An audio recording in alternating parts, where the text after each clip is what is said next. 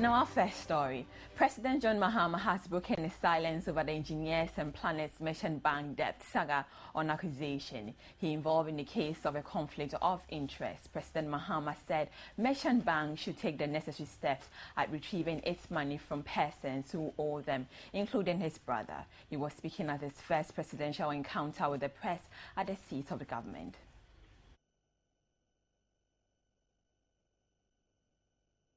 Answering questions about his alleged attempt to prevent ENP from paying its debt to Merchant Bank and his involvement in the transaction, the president said he could have usurped executive powers in that regard, but he did not. ENP, a company owned by the president's brother, owes Merchant Bank millions of cedis, and reports have indicated the president might have intervened to prevent payment of the debt. No intervention was made. At no time have I used executive power to try and influence Merchant Bank to do anything. After all, I became president in July. I could have influenced it, I could have dismissed the Merchant Bank board, I could have done things using executive power. I didn't do that. And so I have not played any role that conflicts in interest, that has conflict of interest. If you owe a bank, you must pay. And so engineers and planners must pay their debt to Merchant Bank, as everybody else who owes Merchant Bank. And I want to urge Merchant Bank and SNET to put in a task force to retrieve their debt. Because if we continue to run our banks like this, where are we going to get credit to give to the business community? The reason why credit is expensive in Ghana is because of bad debts. Whether it's engineers and planners, whether it's Abin Oha Enterprises, if you owe a bank, go and pay. And so let SNET and Merchant Bank take steps to recover their monies. Other questions from various media personnel touched on developments on Jeddah, SADA and Suba investigations after news emerged there were shady deals in these public-private partnerships. The president said institutional weaknesses are to blame for delays in actions against persons involved. We delayed in putting the legislative framework in place and putting in place the systems of accountability and transparency. And so while they were commanding huge contracts in terms of signing with service providers, they didn't have the institutional capacity to monitor and ensure accountability in those projects. That was the underlying weakness. And so we've taken the bold step of working on it. I asked the AG's department and EOCO to work on it. They prepared some dockets for prosecution. They've kept updating me on a fortnightly basis. And I'm sure that soon we'll see, some action on Jeddah. But even the Attorney General has called the service providers who were paid, those monies, and has entered into agreements with them to refund the monies over a period of time. So I've received the report for SADA, and some instructions have gone out to retrieve some monies. And so the Attorney General is going to be working on that. And we'll take the steps that are necessary to ensure that the good people of Ghana's money is not squandered frivolously. Summing up Ghana's fight against corruption, President John Mahama said his government's focus for now is to tighten the loopholes which allow people to take advantage of the system. For Joy News, Gifty Andopia, Flagstaff House. Meanwhile, the president has announced that reconstruction of the railway system in the country will begin this year. He said the reconstruction will target mainly the eastern and western corridors rail lines. The eastern line, according to the president, will particularly be tied in with the Buankra Inland Port, which has partly been completed but yet to be activated due to lack of facilities such as warehouses and rail lines. The port is supposed to serve the middle belt of the country, the northern part, as well as Burkina Faso, Niger and Mali. Ghana's rail system is currently in a mess, and as of now, about 90 to 95% of all cargo internally were carried by road. This is mainly due to years of neglect of the sector in the provision of locomotives and coaches, as well as the lack of maintenance and expansion of rail tracks.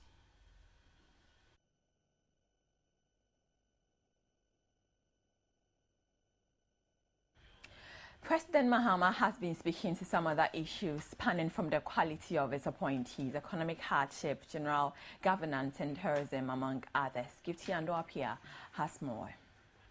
In his preceding address, the president highlighted his government's pursuit of fiscal prudence and called for national unity. Joy FM's Jifa Bampo sought some answers to foreseeable economic hardships on the heel of tariff and tax adjustments in 2014 and the reason for Deputy Communication Minister Victoria Hammer's dismissal. The president elaborated on the necessity for tariff and tax adjustments but did not speak to Victoria Hammer's dismissal. You have to adjust tariffs to make it attractive, or else then you must find money in the budget to subsidize the electricity tariffs. And if you do so, how do you build the secondary schools that you promised the people? How do you provide the district hospitals? How do you provide the CHIPS compounds? So governance is a difficult business. Difficult decisions need to be taken. And the mark of leadership is you take difficult decisions when they need to be taken. And that's what I've done.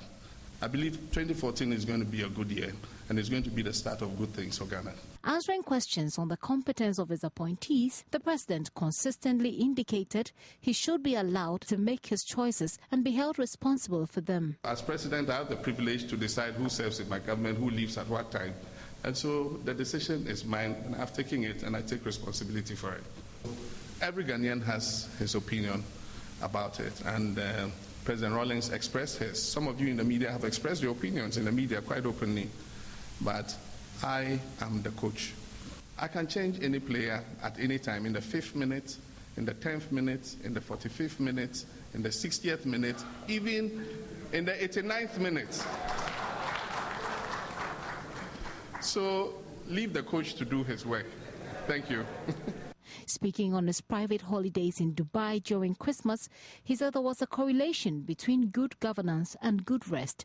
He announced administrative alterations soon to compel everyone adhere to institutionalized moments of rest from work. Sometimes people don't go on leave for quite devious reasons. They are sitting on something, they don't want to get off.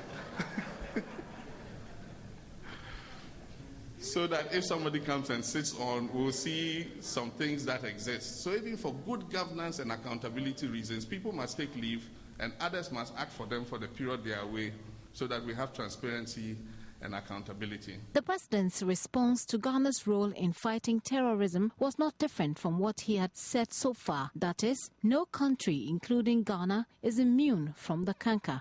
Hence, the necessity to contribute to terrorism discussions, even at the international level. Similar answers went for questions on education. In 2013, government said 50 of the 200 senior high schools it promised would be built yearly, although that is yet to happen. He said 2 batches of 50 community-based schools will be built this year. Yeah, we're going to start with the first 50, but we're also going to start with the second 50. So we intend to start work on 2 batches of 50 community-day secondary schools this year.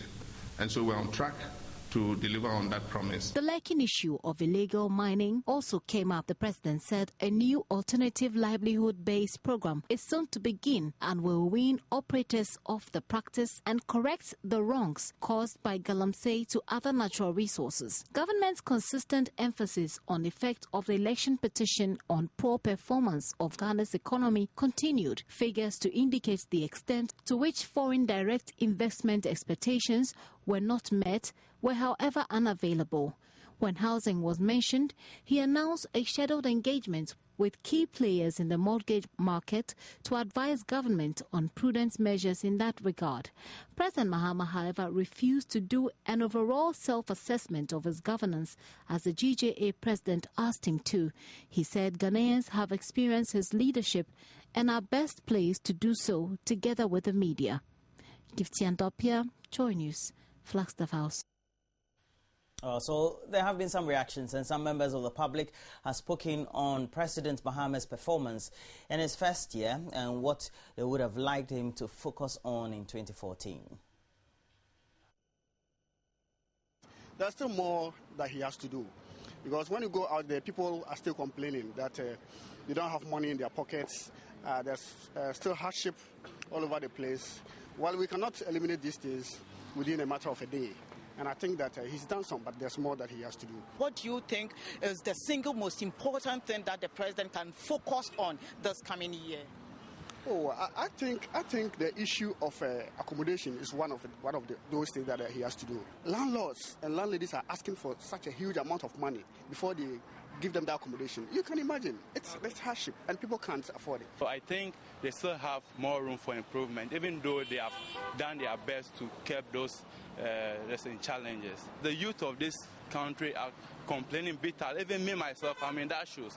Yeah, I'm a graduate from UCC, and telling you that I've roamed all this country, but still, you go to some offices, they'll tell you that, the president has laid embargo on employment, which is like some of us are finding it so bitter. How can we cope in this situation? Where can we find food to eat if we don't have job to do? So that is something that I want him to deliver on. He has done some things, but there are some things also left undone, which I think he has more work to do on.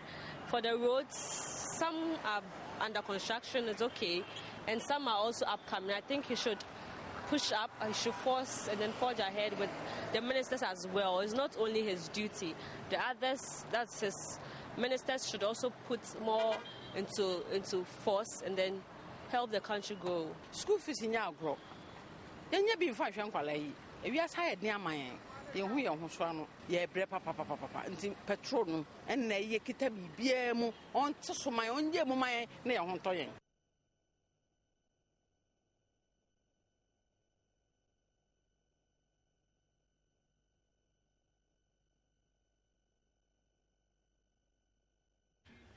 Some political parties have shared their candid views on the performance of Mohammeds' administration after 1 year, while some have opined their president's performance has been disappointed. Others said he did the best out of the challenging situation, although there is more room for improvement. Jobs, housing, corruption, and provision of social amenities such as electricity, education, and good roads are just a few of the challenges Ghanaians expect the government in power to tackle. In the views of some political parties, the president has performed abysmally in these areas. Well, the Convention People's Party fortunately has been in government before. We have very high standards.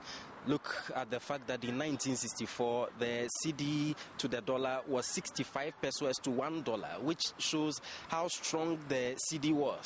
Today, you have the same CD depreciating by over 1.5 million%. We cannot be talking about progress under such circumstances. And against the fact that you have a president who seems clueless, visionless, very incompetent, and not morally ready to fight the issue of corruption.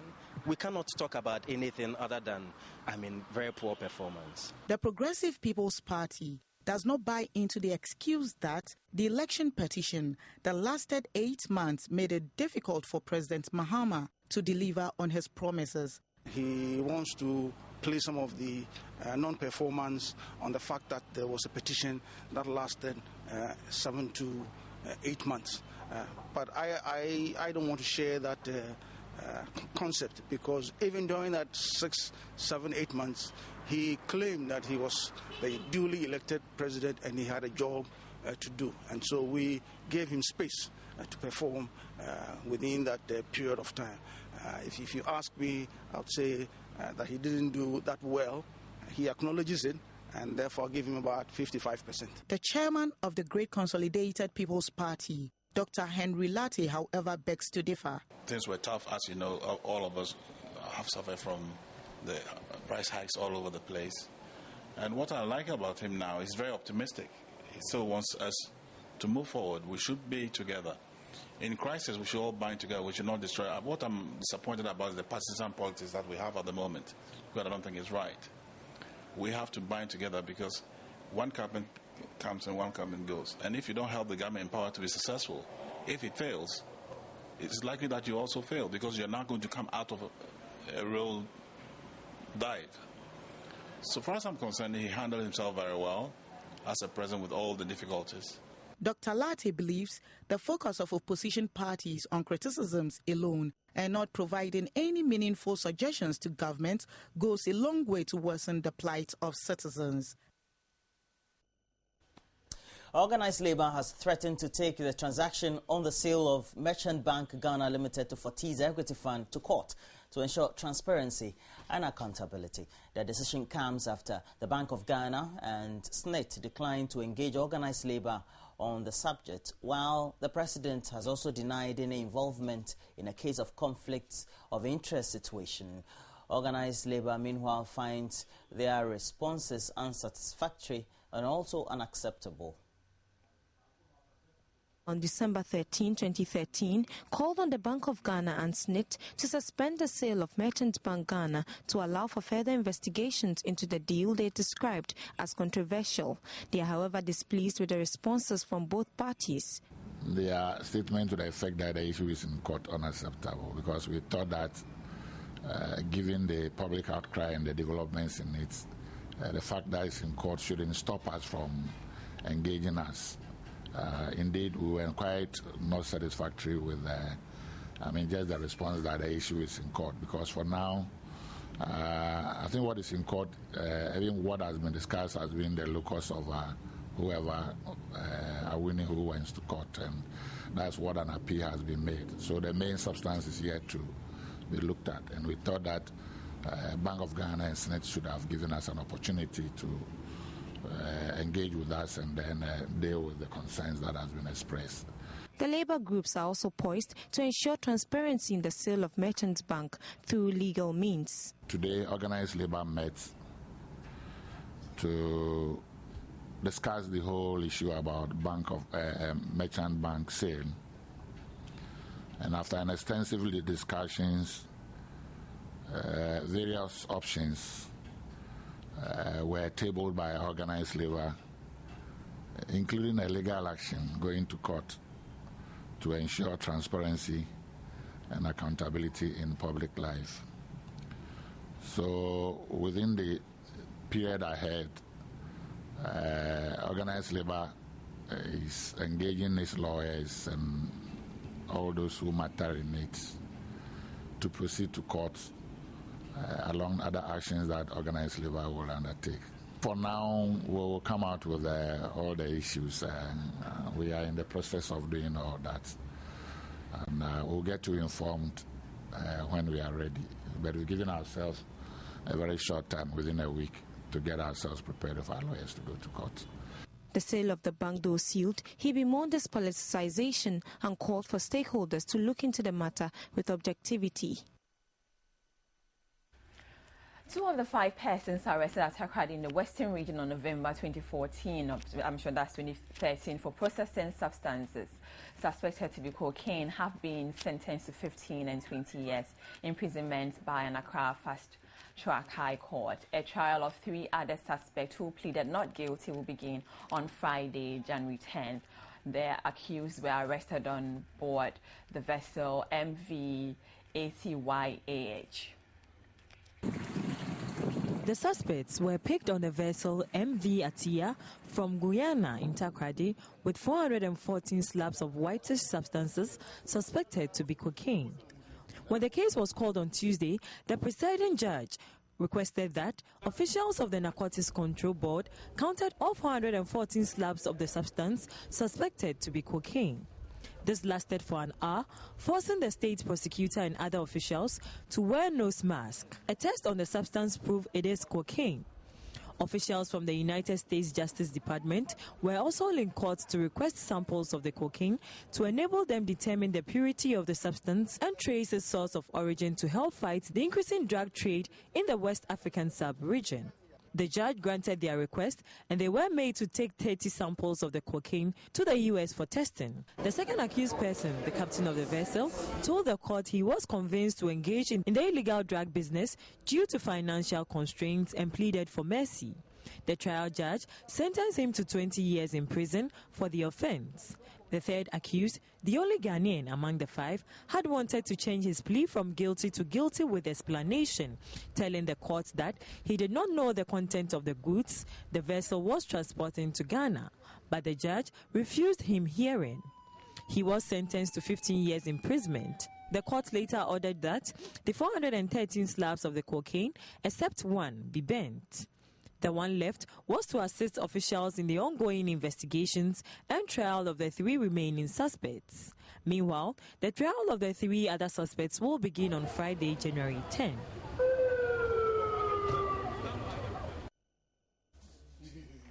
Well, the National Health Insurance Authority, residents of Adenta whose buildings were destroyed on Monday morning are lamenting the loss of their property. Angry residents threatened to embark on a demonstration to register their displeasure at the police, but were prevented from doing so. Officials of the Adenta Assembly, the Member of Parliament and chiefs of the area have meanwhile dialogued to calm down tensions. Just a day after the demolition was carried out on the aviation lands at Adenta, some affected persons were still seen salvaging the rest of their belongings from the debris. But for some scrap dealers, it was time for a boom in their business. For this church, which roof was ripped off, the grounds was still available for members to conduct service. The police massed up at the Adenta police station with their armor cars ready to disperse the crowd, having gotten wind of an impending demonstration by the Adenta youth. Actually, yesterday, the Member of Parliament and his representative did indicate that they will be embarking on a demonstration this morning. Cannot throw precaution to the wind so quickly. The command has to organize and do everything possible to ensure that the Public Order Act is never breached. That's the stance now. The men are still on the ground. Nothing untoward is happening. I think the people, they are law-abiding. The Member of Parliament for Adenta, Nia Shimon, said the Assembly is in consultation with the chiefs to ensure calm is restored to the community. Tempest was a bit higher, so we are just trying to see by the close of the day the delegation will also go to Adenta village where the deceased person hails from, for them to go and talk to them. Meanwhile, family member of Ajay Akko, the man shot dead during the exercise, said they would engage the police in a legal battle. The family is now talking to their lawyer to file a case against the police and the state. The guy is not a laggard. The police should come out. They should admit the mistake they have made and come out to tell us that this is what we did. We are sorry. So next time, such things will not happen. It will happen in Adenta. Who knows what will happen to another place? But the police refuted claims of acting unprofessionally. And when we go wrong, we will admit that we've gone wrong. When we are not wrong, we have to tell people that we've done no wrong. And we insist that we've done no wrong. So whoever wants to take us on, well, we cannot stop anybody, provided it's a legal means, provided the right thing is done. If you are taking the police on, you go to courts, it's not a misplacement. But if you do something untoward to breed the peace, that one is a different ball game altogether. The other 3 suspects arrested during the exercise, Emmanuel Ama, Freeman Ayi and Tijani Osman, would be arraigned before court on Wednesday, January 7, with a charge of rioting with offensive weapons. The National Health Insurance Authority has assured its subscribers of health insurance scheme that the new fees being charged by the Kolobi Teaching Hospital and other health services provided would not affect them. Authorities at the Kolobi Teaching Hospital on Monday began charging more for their medical services they render to the general public. This follows the approval of the fees and charges amendment instrument 2013 by Parliament last year. However, the NHIA, in a statement on Tuesday, said its subscribers were excluded from the new fees and should expect quality health care at the end of accredited facilities.